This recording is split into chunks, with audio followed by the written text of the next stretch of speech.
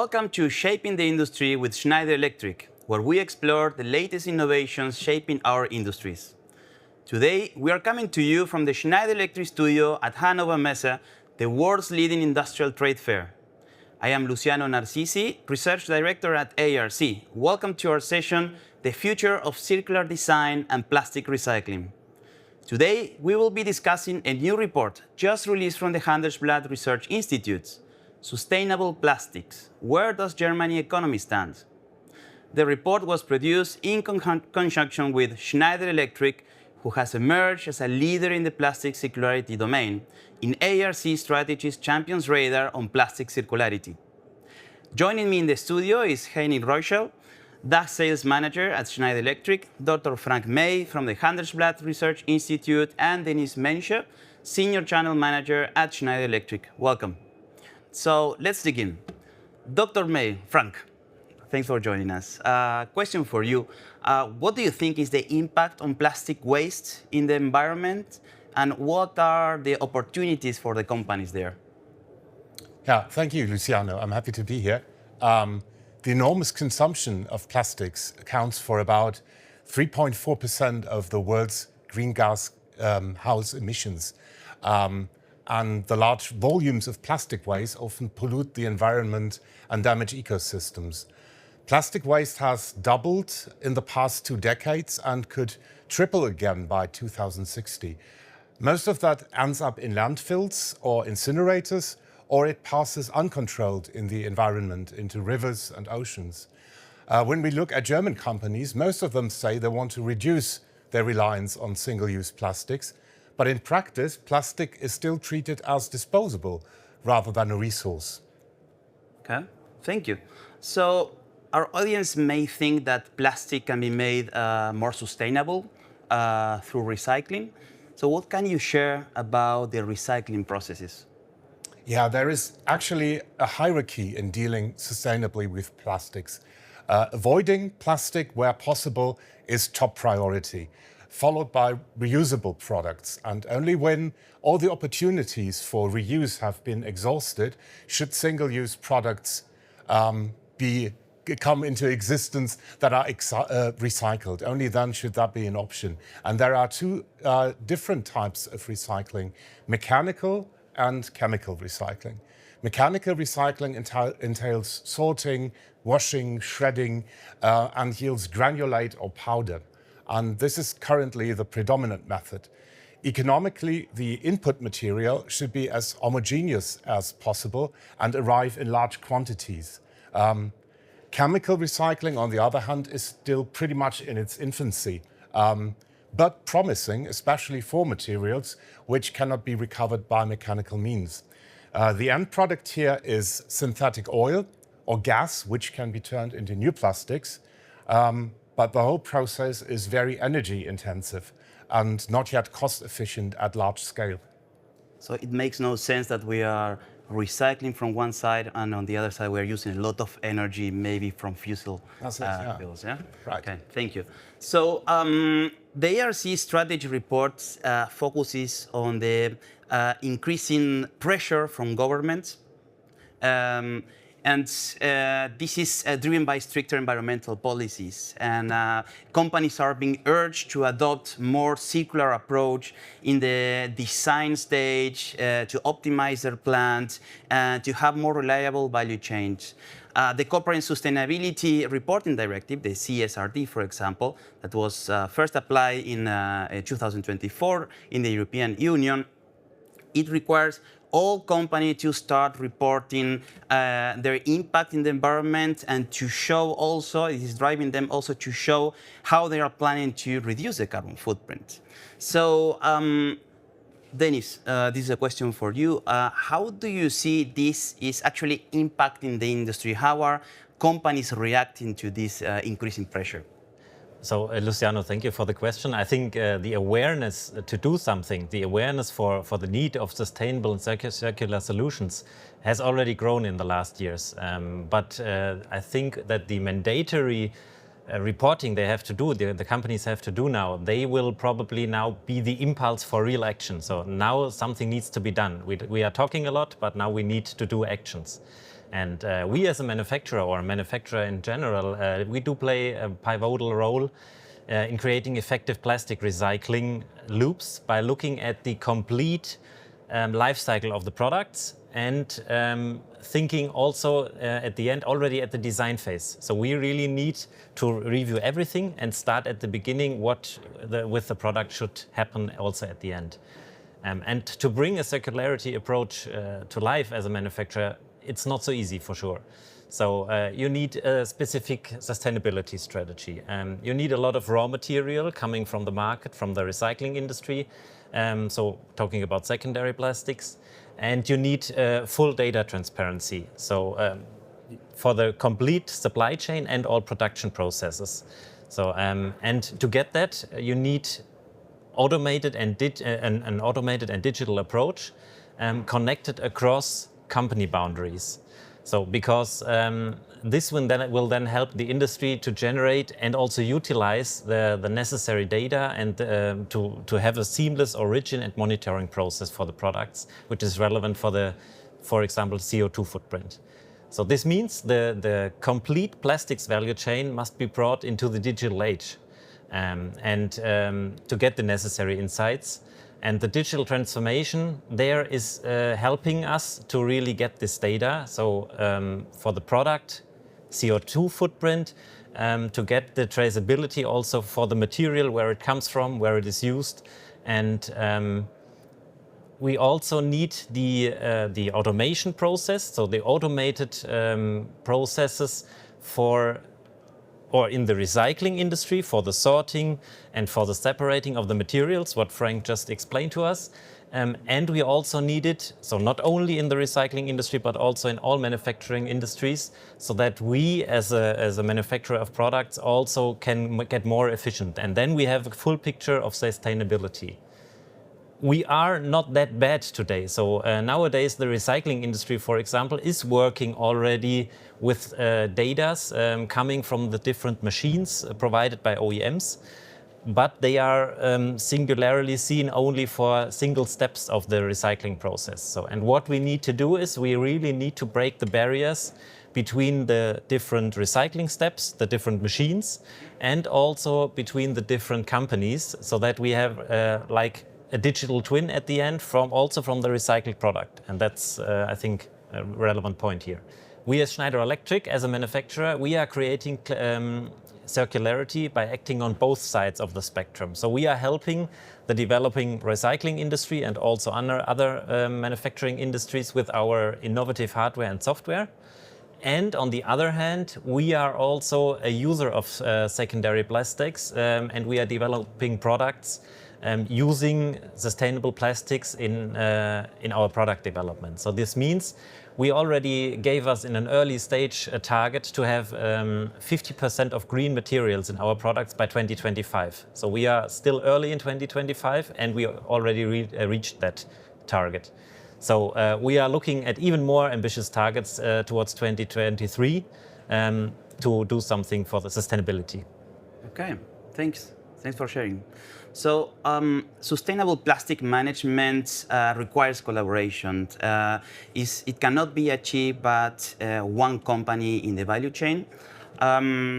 So Dr. May, your report highlights that the German economy views sustainable plastics as an opportunity. So could you share some information about this? Yes, that's right. Our report found that the majority of 55% of companies recognize a business potential in sustainable plastics. For instance, to stand out in competition or to develop new business models. 24% unreservedly see it as an opportunity. 31% say that there is some business opportunity in it, some potential, but they are still quite cautious. And this contrasts with 29% who see it primarily as a cost factor or a financial burden. But at least most of them would participate if the law or their stakeholders required it. So that's hope. Thank you. Yeah, that is very interesting. We still see companies that they are doubting about this, but gladly we see most of them that are seeing an opportunity. Yeah, that this is what we need. So, Dennis, Schneider Electric was identified as a leader in this industry by ARC in our Champions Radar, but it's not only by ARC. Actually, it has been named the most sustainable company in the world by Time Magazine and Statista, and actually it won twice the ranking by Corporate Knights. No other company has been at the top of the 100 global index twice, like Schneider. So my question to you is how Schneider Electric is bringing this knowledge to the industry? Yeah, so Schneider Electric has indeed been recognized for its outstanding commitment to sustainability. And this topic is really close to our hearts for a very long time, and it is part of our company DNA. So this is why we are constantly looking at new ways to implement the topic in our own life, and also in the life of our customers and partners. And for that, we have a holistic and target group specific approach. So every product of Schneider should be gearing towards sustainability and efficiency. And we also provide this approach to our partners and customers. And this means we have innovative products to generate the data we need. We have very good comprehensive software also with our partners like Aviva and ETAP to analyze the data we generated and also to manage the processes. We have technical services supported with software. This is also helping for predictive maintenance, for example. And of course, we are providing consulting services to help our partners for digital transformation, efficiency, and sustainability topics.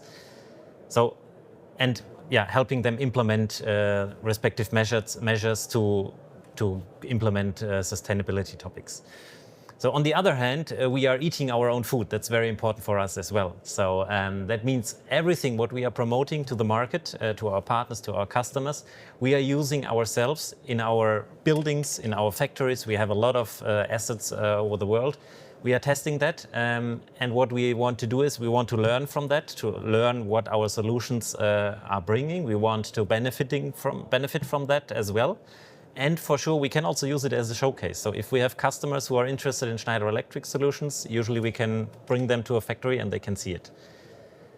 We also implemented already 2 years ago, for example, a circularity approach for our LV circuit breakers. So we take back, for example, the circuit breakers from our partners, dismantle them, review the parts, test them, and give them back into the manufacturing process so that the customers can buy a completely renewed product with the same guarantees, etc. And we are also using sustainable plastics in our products. So just to name some examples, we had a switch series for residential houses or hotels, for example, which was made from discarded fishing nets. So this is what was already 2 years ago when we launched that. We do have a miniature circuit breaker called Resi 9, which uses material from old car tires. And for example, we are using in our universal enclosures, which are then, for example, used as a control panel in OEM machines or industrial processes, which are manufactured with sustainable plastics and green steel. So a lot of examples, and we are proud to share them. Yeah, thank you. So talking about examples, Henrik, now a question to you. Yeah?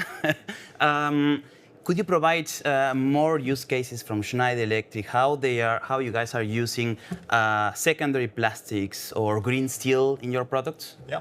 Sure. As Dennis just mentioned, we are currently working together with the universal enclosure manufacturing facilities to improve the use of recycled materials. Okay. So today I would like to give an example to illustrate how we are implementing the use of recycled materials. For example, in the production of our polyester wall-mounted enclosures, panel set PLM. Okay. So this polyester wall-mounted enclosure is manufactured by SMC, so-called sheet molding compound, okay, which is a mixture of resin, of glass fibers, and of filler. And the filler for this example is the key part that makes the use of recycled content happen. So the filler in this part is calcium carbonate. In the past, calcium carbonate was used as like a non-recycled material. But now we are still using calcium carbonate, but it is from industrial waste. So now the filler, you're using a secondary plastic that is coming from waste to produce this new product. Is that correct? That's correct. So this is how you're able to reduce the carbon footprint and increase the level of recycled products that you're using in your own products. this is first of all like how we can reduce the use of raw material that is specially mined for this purpose. So that means we are using less of this specially mined raw material. Okay. Okay. So And what about green steel? Do you have any example on that? maybe later on, but first let's Sure. stick on this topic. What does it mean? So using this new recycled SMC material to universal enclosure. It means first that chemically the SMC remains like identical. So it was easy for us to move the production towards SMC with recycled content without like the necessity of implementing new machinery or new processes, or even by decreasing the quality of the product The itself. characteristics of the resin that you are using now are the same as the one that it was used before. Yeah. So the It's recycled exactly material this. is the same. It's the same material chemically seen, Okay. so no need of machinery, Okay. like new processes, etc. Then, second, we reduce the carbon footprint by 5.7% just by implementing the new SMC with the recycled content, which is, by the way, verified by PEP, EcoPasport, like an independent non-profit association based in Spain. And third, like by implementing the use of recycled material, we also improved in automation of our production facilities.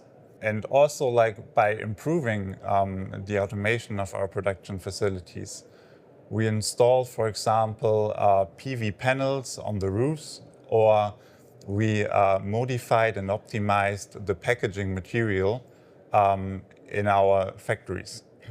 And by doing so, we managed to stay stable with the price of the end product.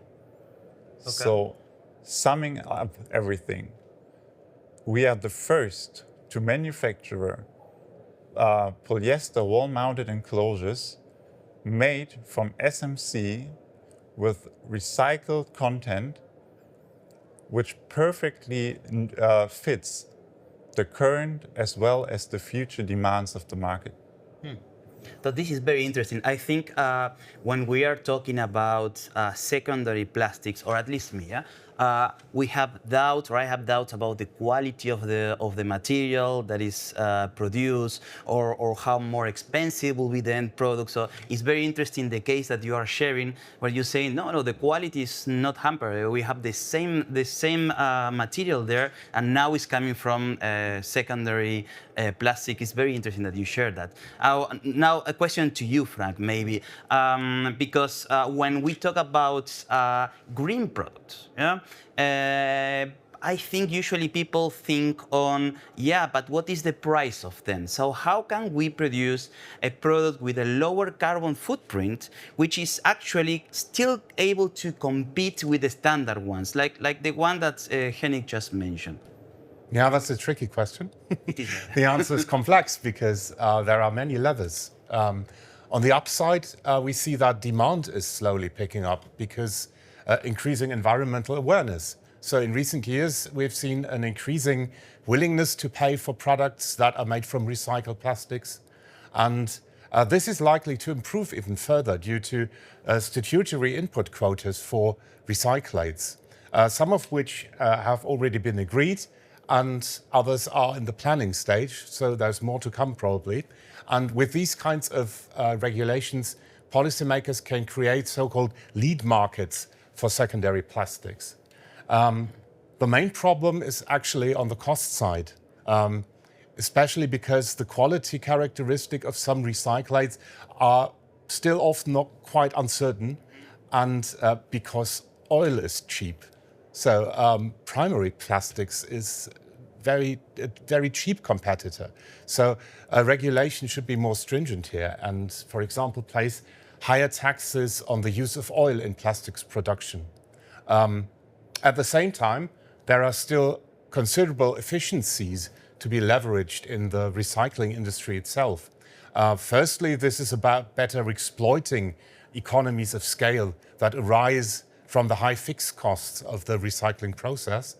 And secondly, technical progress must be introduced, as many existing processes are hopelessly outdated and have still not arrived in the digital age. So this would contribute to lowering the price of secondary plastics, as well as keeping its quality characteristics predictable. And both are key to a level playing field in competition with virgin materials. So in a nutshell, green plastic products are competitive if all stages of the value chain are pulling in the same direction. Thank you. And thank you all for joining. Well, this is certainly an important topic, and we only have scratched the surface, but sadly, we don't have more time now. So thank you to Dr. May and Henning and Dennis as well for joining us here. And thank you all for watching. And if you would like to learn more or read the reports that we discuss here, you can find the Handelsblatt report on the Schneider Electric website at se.com and the ARC report at arcweb.com, or just contact us and request for the information. We hope you look for more episodes of Shaping the Industry with Schneider Electric to come. Thank you.